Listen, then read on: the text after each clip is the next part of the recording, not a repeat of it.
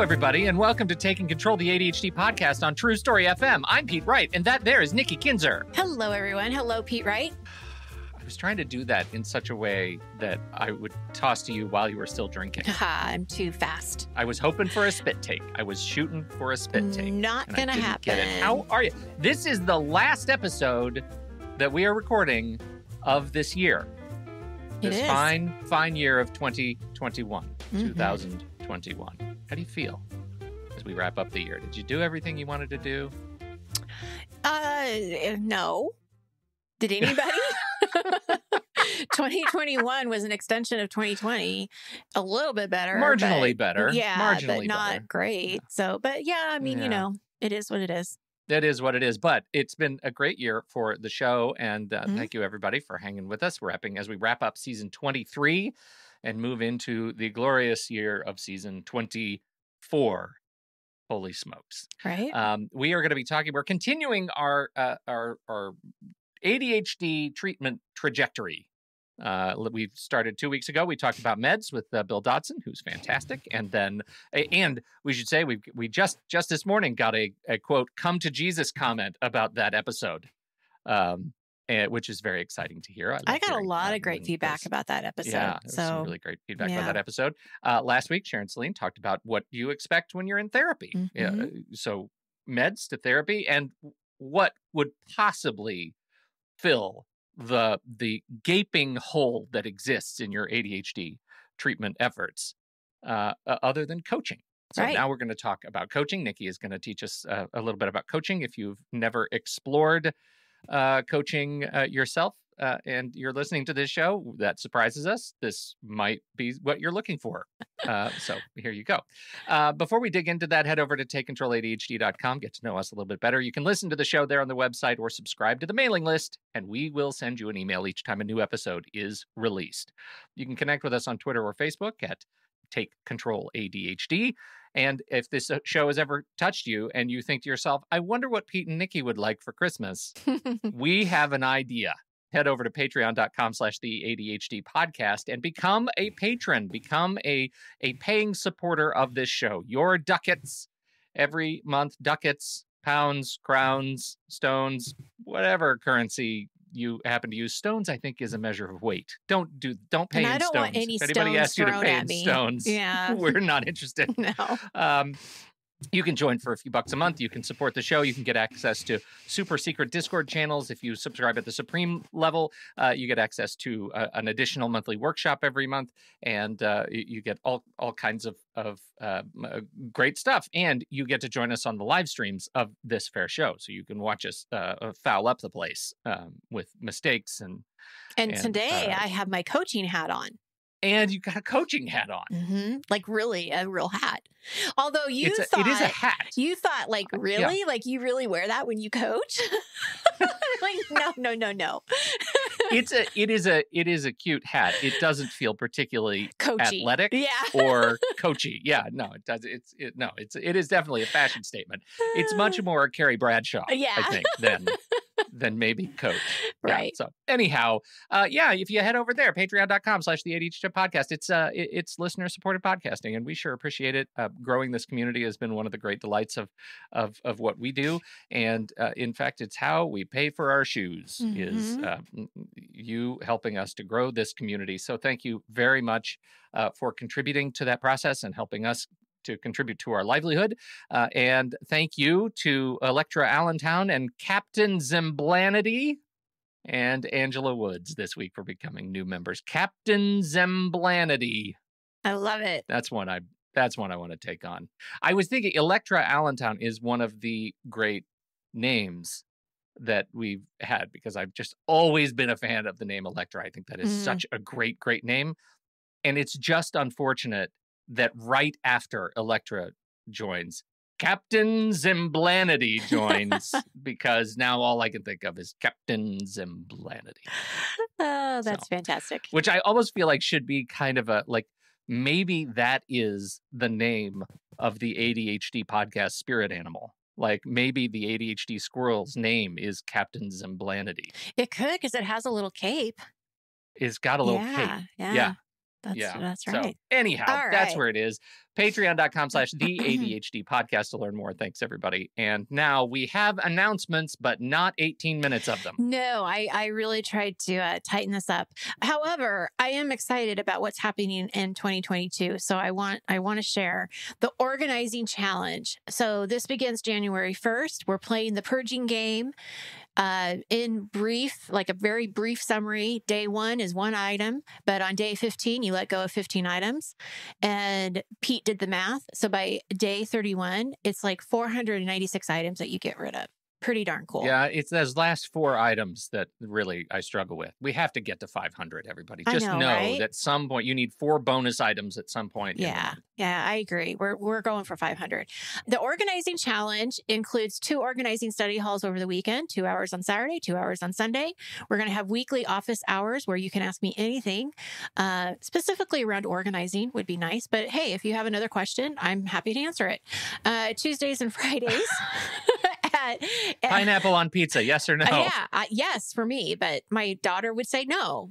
There you go. Yeah. You never knew. But there's going to be office hours Tuesdays and Fridays in the morning. And we have a wonderful Discord channel that we are going to share publicly. So whether you want to be part of the actual official challenge, we still want to invite you to the Discord channel as well. So it's going to be $75 for January if you want to join the organizing sessions and office hours. And you know what? Clear the clutter, Pete, and start the new year off with more space and less stress. That's my commercial for the day. Perfect. GPS, guided planning sessions. 2 days a week, we are giving you time and space to plan for the week. You get guidance from myself. You are getting guidance from other people. You're planning in this workshop. It's a great thing. All the information that you need to know is online at my website. Enrollment date, deadline is January 5th, and the next session will begin on Monday, January 10th. So I hope to see you in GPS. Quickly, because this is not happening until February of 2022, I am going to have an accountability plus coaching monthly membership. Now, so this was a little bit different because when I explained it last week, it wasn't a membership, but this is going to be brand new. So I don't want to bore you right now. I'll talk about it in January. But I just want you guys to know that this is something new and exciting, and it's coming. Is that it? That's it. That's all the news. That was like 3 minutes. Good. You did great. I was really trying to, make it quick. Yeah. All right. That means that we get to turn our attention to Coach Nikki with my coaching Coach hat. Nikki. Although I have to say, all credit to Melissa in the chat room for making the Carrie Bradshaw versus Terry Bradshaw Thank you. joke, which I totally missed. And I hang my head in shame that I did not effectively deliver that joke. Yeah. It would have been I'm more not Terry. timely. Melissa nailed it. Awesome. Okay. All right. So to get started. So here we go. Yeah, we're wrapping this up. We're wrapping up our little trio of conversations on treatment and integrating ADHD into your life. Mm-hmm. And so this week we are talking about coaching. Where do you start? Coaching. All right. Well, so this was really fun for me to put this outline together because we talk about coaching a lot in the show throughout our conversations. There's a lot of times where I'll talk about clients or experiences or things that I have seen in coaching. I don't ever remember a very specific, at least as specific as this is going to be about coaching and how it is part of the treatment for ADHD. So I'm really excited to talk about this. And I'm going to share with the audience some of the more common questions that I get about coaching and how it works. And is it something that might work for you? Before we get started, though, I do want to let you guys know that I am following up this podcast with a workshop in our supreme level of our Patreon membership. And that workshop is going to go into greater detail about what to look for in an ADHD coach, what questions to ask, and how to decide if it's a good fit for you. So I'm not going to talk about that in the show today, but we will have a workshop available for supreme members of Patreon. All right. First question. What is ADHD coaching? What is ADHD coaching? Yeah, I think that's actually a really good question because I think I think if you've never had either therapy or coaching, you might confuse the two to with each other. Yes. And I will definitely talk about the differences. Okay. And, something that I have found in my career is people will ask me, well, Nikki, what do you do? What do you do for a living? You're at a party or whatever. And when I say, oh, I'm an ADHD coach, I just get this like blank stare. So usually what I'll do now is I'll say I work with adults and college students who have ADHD. And oh, okay, well, what does that mean? Oh, I help them navigate life with their ADHD. Okay. So, I start off really quite general. I don't really talk a lot about coaching unless they really care and want to ask me questions. And if they do care, and I go into it, for me, and this is what I'm talking to you today is from my perspective, right? It's about my coaching, and how I do it, but it doesn't mean that that's how everybody does it. Every coach is different. And, so, I just want to keep that in mind that I'm not talking generally. I'm really talking specifically about how I do it. For me, there's 3 points to coaching that I think are important for people to know. And this is not a linear system. It's not like you get to do 1, 2, and 3. You might start at 3 and do 2 and 1 and 1 and 2 and 3 and 3 and 2 and 1. It's going to be all over the place. And these points get factored into every conversation that I have in a coaching session. The first one is awareness. So part of coaching is really being aware of how ADHD affects you. So what I'm doing is I'm listening to what the person has to say, and I'm helping the client recognize that's ADHD. That makes sense that I was you're just doing going to that. say that. Yeah, like the number of times we've had these conversations where, like, like there's something that I've integrated into my life and have no idea until it's pointed out that, oh, right, that's because ADHD. Absolutely, absolutely. Well, and it's important that we understand that to an extent. I mean, sometimes we'll never know, is this ADHD or is this just part of my personality? But it is important to understand what characteristics are ADHD. So it does make more sense to you, because I think a lot of times what people will do is they'll go the opposite side and just say, oh, I'm being lazy, or I don't care, or something's wrong with me. So it's giving them that explanation of, no, this is why this is happening. And I think it's important that the client can see, where that fits in. And again, it's not always a clear answer, but it's very helpful to understand, like, for example, time blindness. A lot of times people will start talking about how I just don't understand time, and they take it like it's their fault. And then when I say, well, no, actually, I would say 100% of people have time blindness when it comes to ADHD. Oh, okay. So this isn't something I'm doing on purpose. It really is hard, Uh, the second point, and again, this one really goes around all over the place, is acceptance. So we have the awareness of ADHD to help understand ourselves.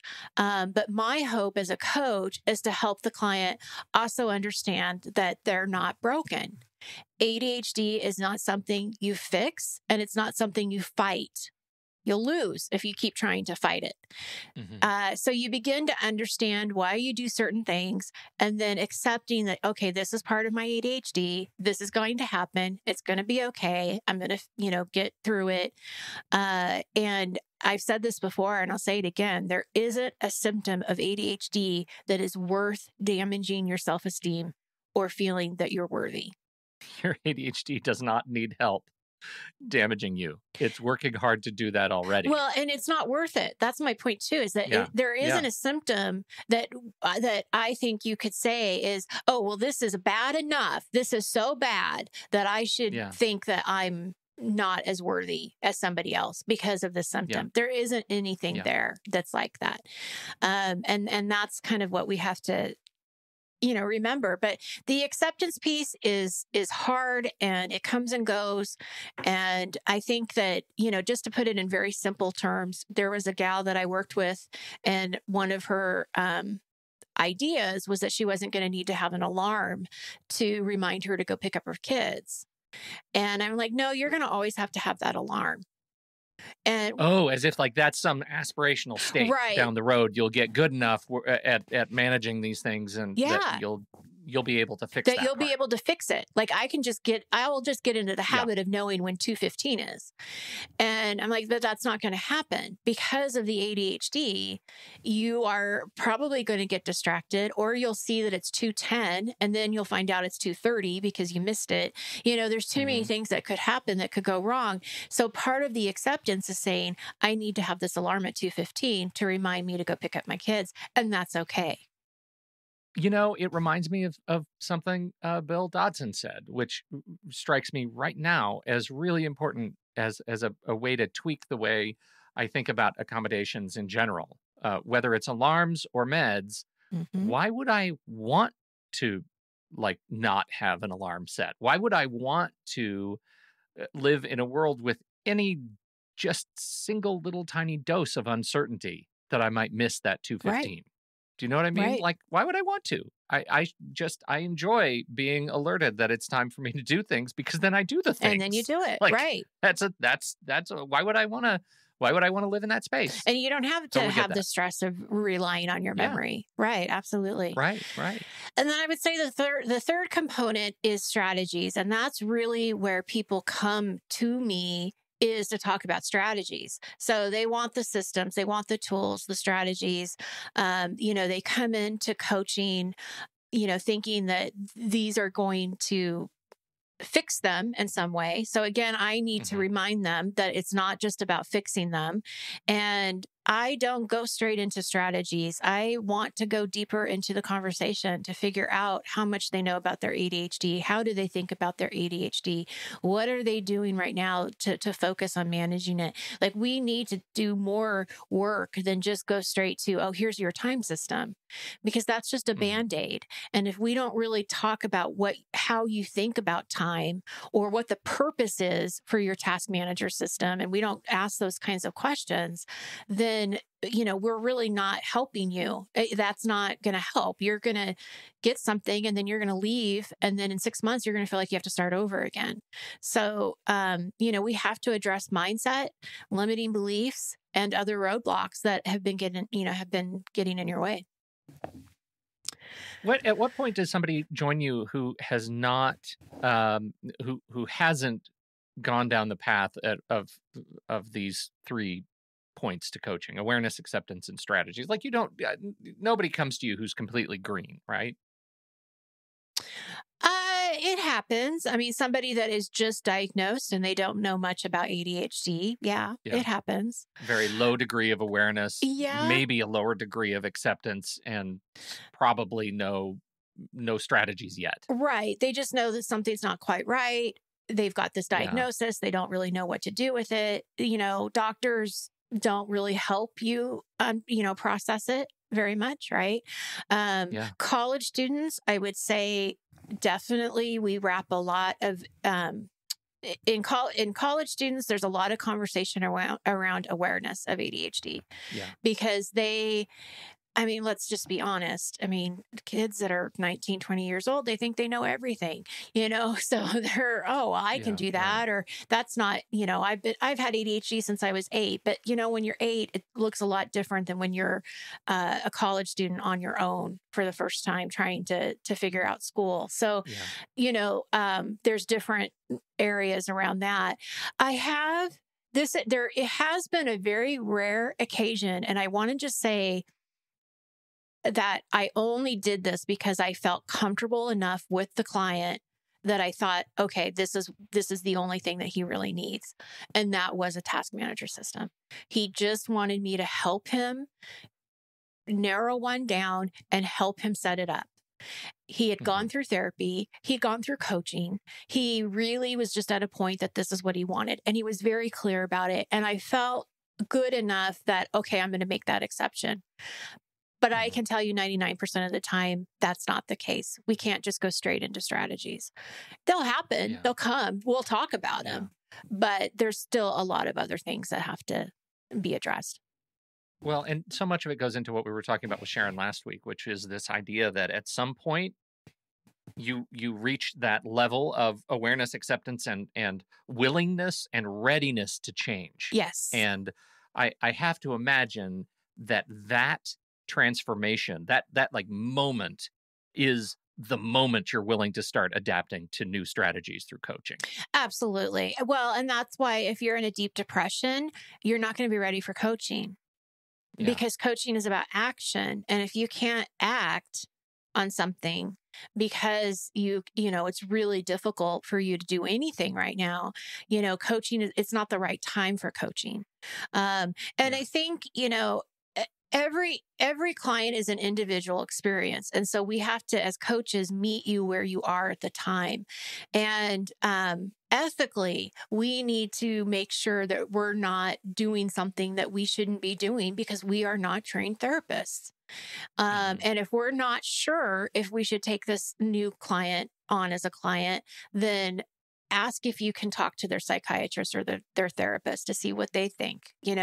Would it help them? Would it not help them? Like, don't just assume that because the client says, yes, I want you, but you're getting something that you doesn't feel quite right. Like, you have to be ethical about it and do, the right thing for the client. Now, so let's talk about the therapy question. Yeah, now, can we? Absolutely. So what is the difference that between, like, fundamentally, what do you do that a therapist doesn't, and vice versa? Absolutely. So I want to reference back to our conversation with Dr. Sharon Celine. Therapy helps you in ways that a coach cannot. We were just kind of talking about the ethical pieces of it, because what she was saying is that it's not just the ADHD. They're also working with the depression, the anxiety, and things like that. Coaching works in ways that most therapists do not. So most therapists that I know of, unless they're also a coach, are not checking in with you during the week. They don't have an accountability plan. They don't have necessarily an action plan. They're not necessarily keeping track of goals, right? I mean, so they're doing things that we can't do, and they could do those things, but they would also be a coach along with being a therapist. Therapy supports you with the ADHD, but again, with all the other conditions that come with ADHD, as she said, it's not usually just an ADHD focused relationship. They will talk about your past experiences, trauma that you've endured, emotions. It's not just focused on the past, as she says, but it's connecting your past with your future and, what you want now. Now, ADHD coaching is really focused on how ADHD is affecting you and right now and what you want in the future. So I'm not saying that we don't look in the past, but I don't spend a lot of time on it either, because to me, that's not going to help us. The only way that's going to help us is if we can look at it in a growth mindset, where we can say, okay, what have we learned about this? What did actually work, so that we can move forward? But we're not going into the emotions that how you felt with how you grew up, or what your parents, how they treated you, or teachers. Like, that's not my place. That's a therapeutic question. And so I think that, we ask a lot of questions. Coaches ask a lot of questions. We're curious. We want to learn more about you. We want to know the challenges. We want to know the strengths. We're also noticing things that we want to bring to your attention that maybe you haven't noticed, which are the patterns, the patterns of behavior, that habits that maybe you're doing, your mindset. I catch a lot of people with mindset, well, wait a minute. You just said I can't. What do you mean by that? Or they use words and they're not really sure what they mean. And so I'm asking them to define it. Like, can you define that more, so that we can dig in just a little bit deeper? I would say that, just like therapy, ADHD coaches, we offer a very safe, non-judgmental place for you to talk about your ADHD. You don't have to explain it to me. I get it. Giving you time, it's giving you time to process out loud without having to explain. It gives you time to think. a lot of ADHDers are verbal processors, and they need to be able to talk about it and have those questions probed to them so that they can really think a little bit deeper. But many of them will come up with their own ideas. Like, I'll maybe say, okay, well, what do you think about this strategy? What if we tweak it? Like, I'll give them guidance and, suggestions, but a lot of times they already know, they just need to work it through. Yeah. Right. Right. Well, and you can feel it when it feels like home, and only how you live in your space. Only how what your existing tools are that you have to work with. Right. So, you figure out the strategies, and then you get to massage the actual implementation. Well, therapist isn't going to do that for you. Right. And I remember we had just had a session. We were talking about her time planning, like her calendar and everything, and the planner. And she's like, I don't think I could ever have a conversation about my planner with anybody else. But I'm curious, why is that? Why is that? Because I think there's some embarrassment, like, oh, I should just have this like figured out, but I don't. And so who am I going to ask to help me without having to explain why it's hard? I think that, partners maybe don't want to sit down and work with you on how to use your planner or how to look at your calendar, So when you can have somebody that isn't putting judgment on you and totally gets it and understands it and help you, like that's a really valuable thing. That's where coaching can really make a big difference for people, is they get to talk about things that they can't talk about. And a therapist isn't necessarily going to walk you through how to look at your calendar. They may say, oh, go look at, share your calendar, because that might help. I mean, they may give you little ideas and stuff, but they're not going to necessarily sit down and really dig into it. Yeah.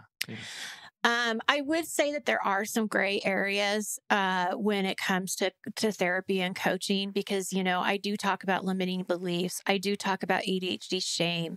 We talk about RSD. We talk about relationships. However, I will say there's a line. So, I can talk about RSD and tell you what it is and how it was explained to us and what some of the things are that people are doing.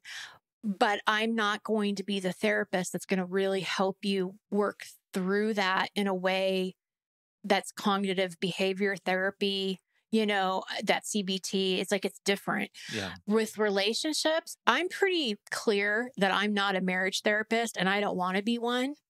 And so I'll help a little bit on the surface, but I'll tell you, most of the time, I recommend that they see Melissa Orlov. Like, go to her and go to her. She's got that niche. I don't. So as coaches, we need to know what we're comfortable with and what we're not. Well, and as a client, I need to know to expect that. Like, there is a certain amount of adaptability, flexibility that I need to come to the whole experience with, that I may present a case that my coach isn't equipped to handle. Right. And that's got to be okay too, because that can be hard. I know just from my own identity, like, I can get fixed in a relationship pretty easily. And so it can be hard. I am definitely I can be a throw in the towel guy. Like, if there's something that I run into headlong, and if I don't preset my expectations that things could change, I could be like, okay, well, this one thing doesn't work. I guess I'm done. Yeah. I'm done. I wash my hands of you. Pete says, referencing his now infamous therapist who liked to whiteboard a lot.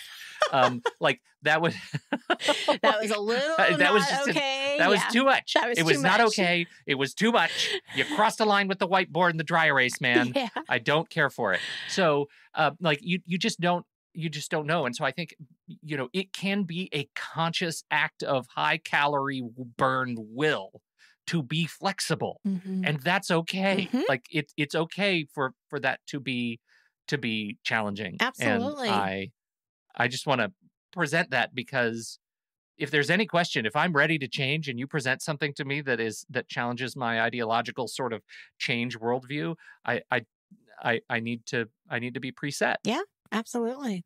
Well, and just one last note about therapy and coaching. And we said this in the last episode too. It's a great um, it's a great group of people to have treating you. So if you can have a therapist and a coach and they're communicating and they're, can talk to each other, I mean, that is like ideal support, and so it's I think it's great when therapists are like, oh yes, get a coach, like they recommend coaching as part of it, I think is really awesome. Right. So Right. So how do I know if I'm ready for coaching? This is a question that gets asked a lot too. And I would say that a couple of things. Are you in a place in your life right now that you're tired of being in? We have talked about tolerations in the past. And this is that biggest toleration of I'm not happy, I'm stressed, I'm not getting joy out of my life. Something has to change. And you may not know what it is. And you may come to coaching thinking it's about fixing your calendar when it's really probably not. But you don't know, but you're willing to figure it out. You're willing to try something new. So if you're feeling like you want to do something different, you're ready to take that action. The best coaching experiences I have are people that are coming and they're excited and they want to hear, what I have to say and what we can work on together, and they're going to try. That's huge. I want that phone inquiry. If that person has chosen to work with me, I want them to be excited about it. I want them to be looking forward to that first coaching session because they see the opportunity and they're really willing to do something different and see things from a different perspective. But you have to be willing to do the work. You told me this a long time ago, Pete, and you probably don't even remember this, but I was really upset about a client that wasn't doing well, and she ended up getting fired from her job. And I totally felt like, oh my God, this is my fault. How did I let this happen? And you said to me, you can lead a horse to water, but you can't make them drink. And I actually really, will refer to that again, because as a coach, all I want to do is help you. All I want to do is be a resource for you and to be somebody positive. And then when you get something like that, it just feels like such a, it's a blow. Yeah.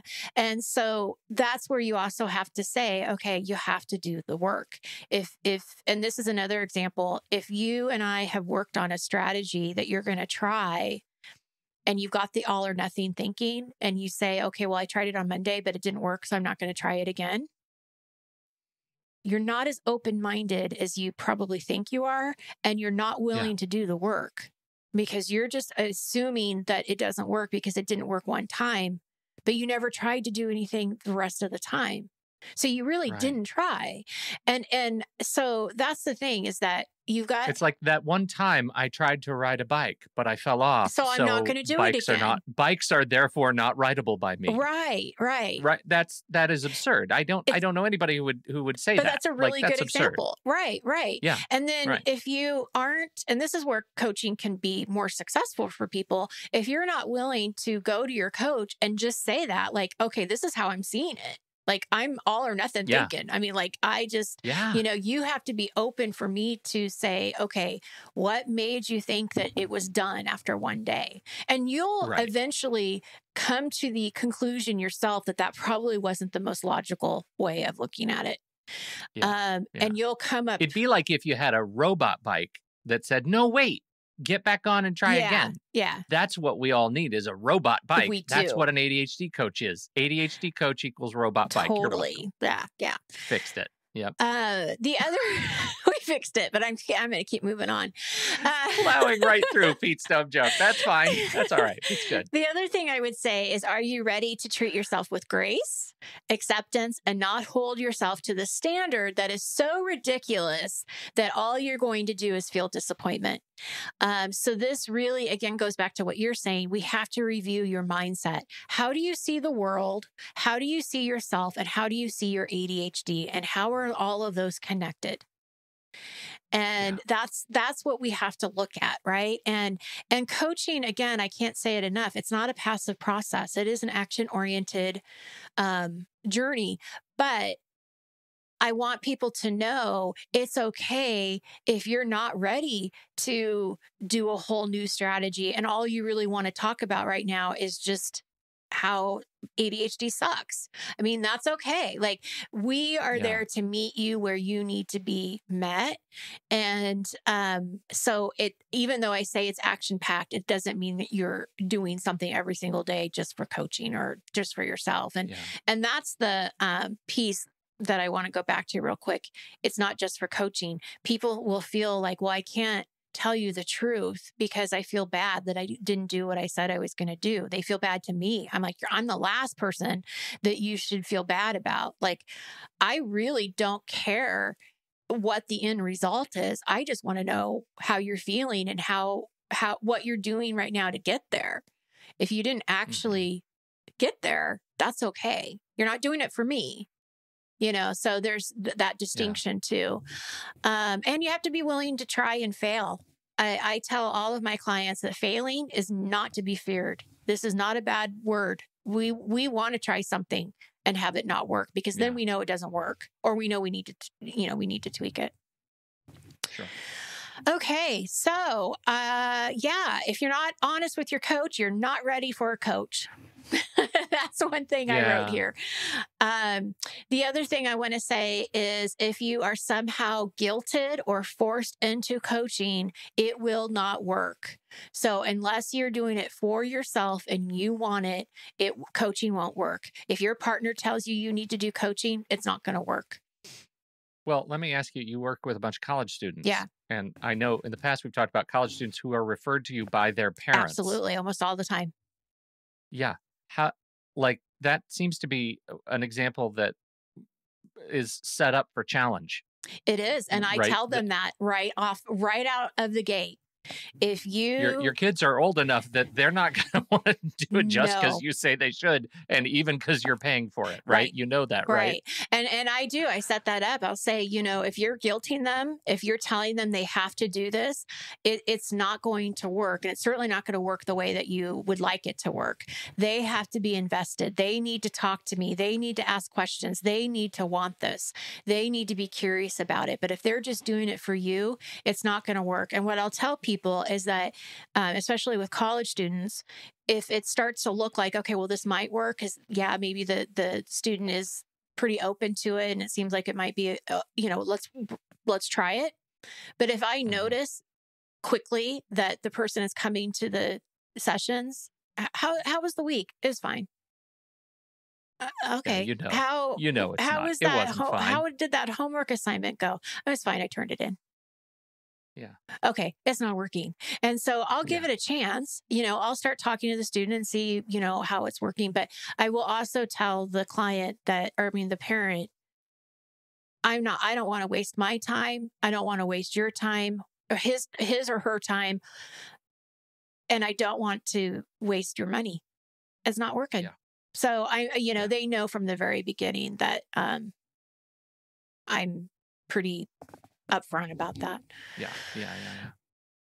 Okay. You offer both individual coaching and group coaching. Mm-hmm. And for those who don't, we talked with Sharon about group therapy versus individual therapy and the benefits and differences of working with a group. And I think it's probably important to talk about that. What do you get out of a group ADHD coaching environment? Absolutely.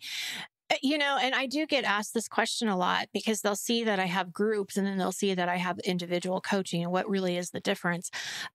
Group coaching is obviously with a group of people. So I'm holding different coaching groups, around specific things. What's great about groups is that it's this community of ADHD folks that, again, you don't have to explain anything. You don't have to Yeah. tell them why something's happening. You'll just explain, like, this is my situation. And everybody's nodding their head. Like, yeah, I get that. I totally hear you. And so there's this connection that the group actually really brings to each other. And that's really important. It's also awesome because you can learn not only from your coach, but you're also learning from other people and different perspectives, around the table, which is huge. Group coaching is less expensive than individual coaching. And it's because you're sharing the coach with the group. You're not getting that individual time. The topics can range, and some topics you may not care about. And so that's something too, that a conversation could happen in a group that you don't care about, but you're in the group, and that's just sort of the way that it has folded. I try as a leader to be careful of that, but it can happen, and there isn't a customization of systems or strategies necessarily in the groups. Were you going to have a question? Well, yeah, I mean, in spite of the lack of just sort of customization of what you get, it's not like bespoke for you. The flip side of that is it's probably more accessible, right? Oh, Like yeah. somebody like you might be waiting in line for a long time to get an individual coaching relationship with somebody good. And I know you have a wait list Yeah. right now that you're working through Mhm. slowly but surely. But groups, if you're willing to take on a group, you can get support maybe immediately, Absolutely. or depending on when the next group launches. That is a real benefit. If you need help, that's one thing to consider. Well, What are and you willing to give up in your expectations yeah. of your relationship in favor of getting it soon? Well, and that's a really good point. And I'm glad you say that, because in all of my groups, I am available to the group. So, Yeah. we'll communicate in between sessions, whether it's Slack or Discord or however the group is communicating. They can ask me questions, and I'm going to get back to them. We can bring up certain topics in the coaching group because you brought it up, and I know other people care about it too. So, I mean, there is a lot of, it's not individual attention necessarily, but you still could get stuff answered that you need. Influence. Yeah, influence. Yeah, Absolutely. for sure. And I have had people who have started with me individually to go to group coaching groups, and I've had it reverse. I've had somebody, different people that will go to the coaching group and then say, no, I need something a little bit more individual. And of course, the individual coaching, it's all about you. It's customized to you. The conversations are always centered on what you need, what you want. I have no agenda. You get the coach's full attention and support, text messages, check-ins.